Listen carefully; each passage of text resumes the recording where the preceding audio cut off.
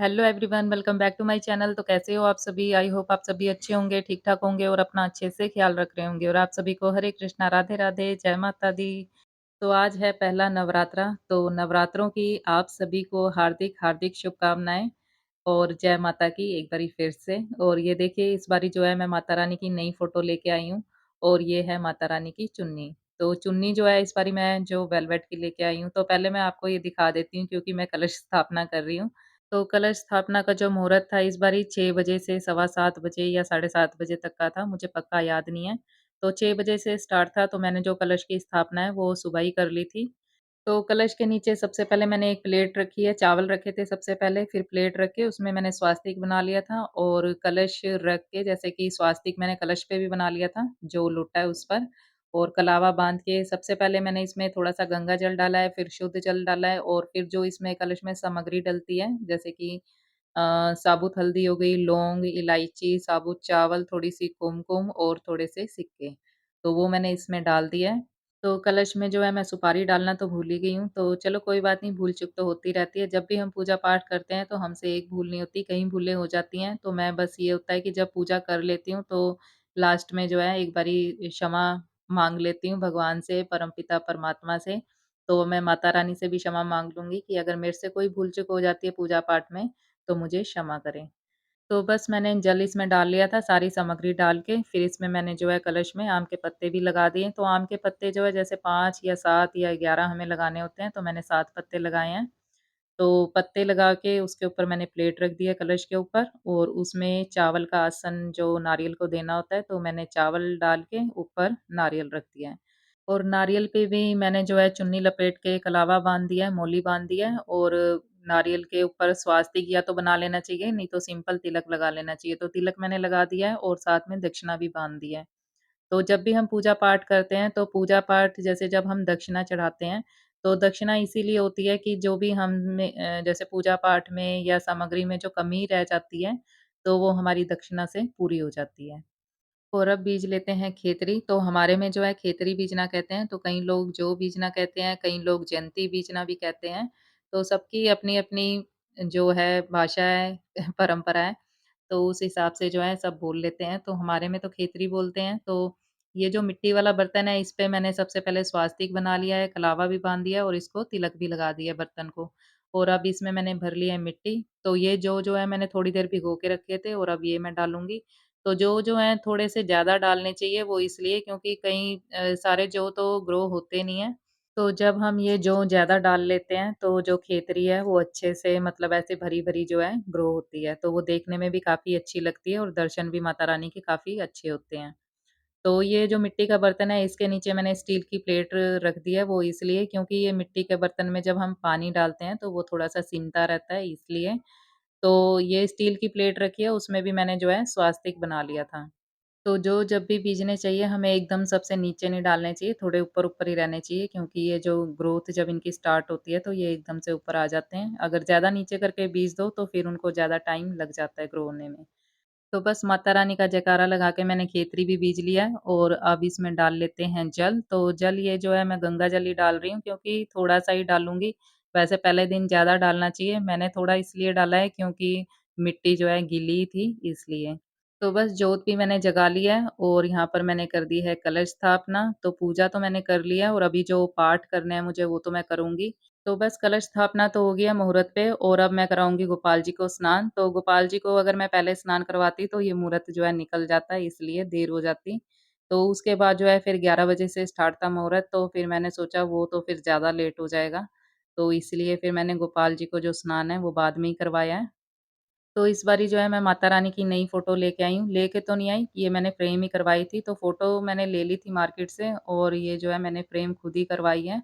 तो पहले वाली जो माता रानी की फ़ोटो थी, जो मेरी वीडियो में आप देखते रहते हो, तो वो थी जो फ्रेम था शीशे वाला था। तो वो जो शीशा उसका फ्रेम का टूट गया था, तो काफ़ी दिन से टूटा हुआ था। फिर मैंने सोचा चलो अब नवरात्रे आ ही रहे हैं माता के, तो फिर जो है मैं माता रानी की नई फ़ोटो ले आऊँगी।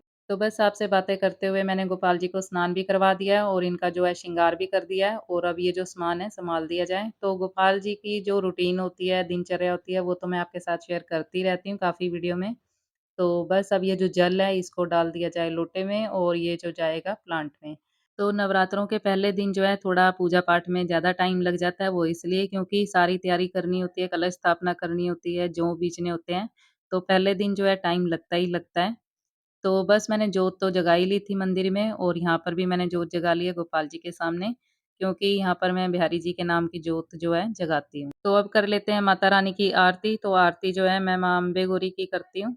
तो कभी अम्बे गौरी की कर लेती हूँ या फिर दुर्गा स्तुति में भी जो आरती है वो भी काफ़ी अच्छी है, तो वो भी मैं कभी पढ़ लेती हूँ जब आरती करती हूँ माता रानी की। और अब कर लेते हैं रामचरितमानस का पाठ, तो ये पाठ तो मैंने कर लिया है, तो लाइट चली गई थी इसलिए मैंने वीडियो जो है कट कर दी है और अब इसको भी रख दिया जाए अंदर। तो नवरात्रों में हमें रामायण का, रामचरितमानस का पाठ ज़रूर करना चाहिए, तो रामायण और रामचरितमानस एक ही है, तो रामायण जो है वाल्मीकि जी ने अ, जो है लिखी है और जो रामचरितमानस है वो तुलसीदास जी ने लिखी है। तो बात तो एक ही है, आप कोई सा भी पाठ कर सकते हो अगर करना चाहते हो। तो बस अब दर्शन कर लीजिए आप माता रानी के, गोपाल जी के। तो वैसे हम जब कोई भी पाठ पढ़ते हैं तो उसको चैप्टर की तरह पढ़ते हैं, लेकिन जब हम रामचरितमानस का पाठ करते हैं तो इसको थोड़ा-सा गा के हमें बोलना होता है। तो मैं भी ऐसे ही गा के बोलती हूँ, ज़्यादा अच्छे से तो नहीं आता मुझे, लेकिन अभी जो है मैं कोशिश करती हूँ पढ़ने की। तो कभी मैं डिटेल में वीडियो आपके साथ शेयर करूँगी कि मैं रामचरितमानस का पाठ कैसे करती हूँ।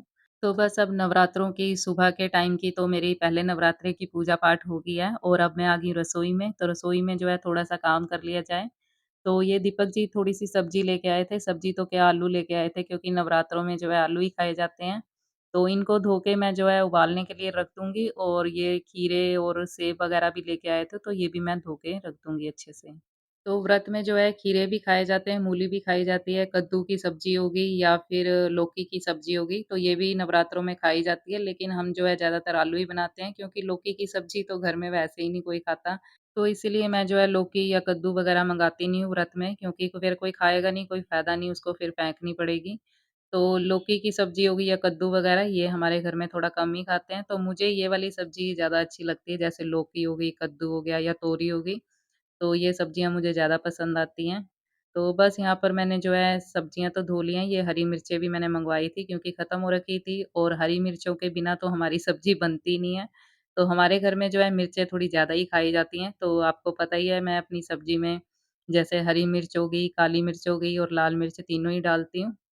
तो ये जो है मैं थोड़ी देर रख दूँगी बाहर धूप में और इसको जो है मैं चारपाई पे ही डाल दूँगी ताकि अच्छे से ये सूख जाए। थोड़ी देर मैं इसको धूप लगाऊँगी, जो इसका पानी है वो अच्छे से सूख जाएगा, फिर मैं रख दूँगी इसको फ्रिज में। और अब फिर से मैं आ गई हूँ रसोई में, तो ये आलू उबालने के लिए मैं रख दूँगी। तो बनाऊँगी तो दोपहर के टाइम अभी बनाऊँगी नहीं, पर मैं सोच रही हूँ कि इनको उबाल के ही रख दिया जाए।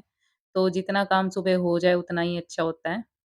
तो वैसे तो हमें जो हरी सब्ज़ी ज़्यादा से ज़्यादा खानी चाहिए, लेकिन हमारे घर में जो है घिया, तोरी के टाइम पे थोड़ा-सा नखरे करते हैं। वैसे पत्ते वाली सब्ज़ी जो होती है, वो तो काफ़ी पसंद करते हैं, जैसे साग हो गई, पालक हो गई। तो ये सब्ज़ियाँ तो इनको अच्छी लगती हैं, लेकिन घिया, तोरी, कद्दू ये सब थोड़ा कम ही खाते हैं। तो मुझे तो यही सबसे ज़्यादा अच्छी लगती है, तो जब मेरा मन करता है, मैं तो मँगा लेती हूँ अपने लिए। तो ये होता है कि साथ में फिर ये भी थोड़ी बहुत खा लेते हैं इसी बहाने। तो आज मैंने जो है कपड़े भी धोए हैं, तो मुझे आज बिल्कुल भी आइडिया नहीं था कि आज है वीरवार, तो अगर मुझे पता होता कि आज वीरवार है, तो फिर मैं ना ही धोती कपड़े। तो क्योंकि वीरवार मैं कपड़े धोती नहीं हूँ, मंगलवार तो चाहे फिर भी धो लेती हूँ। वैसे कहते हैं कि मंगलवार भी नहीं धोने चाहिए, पर मैं मंगलवार कभी जैसे ज़रूरी होते हैं, तो धो भी लेती हूँ, लेकिन वीरवार को मैं धोती नहीं हूँ, पर आज मुझे थोड़ा-सा याद नहीं रहा था, तो इसी चक्कर में जो है कपड़े भी मैंने धो लिए चला हैं। जा। हैं? तो बस यहीं तक थी आज की ये वीडियो। उम्मीद करती हूँ आपको वीडियो अच्छी लगी होगी। अगर अच्छी लगी है तो लाइक, शेयर और सब्सक्राइब ज़रूर कर लीजिए मेरे चैनल को और कमेंट बॉक्स में अपने अच्छे-अच्छे सुझाव देना बिल्कुल मत भूलिए। मिलते हैं नेक्स्ट वीडियो में, तब तक के लिए हरे कृष्णा, राधे राधे, जय माता दी।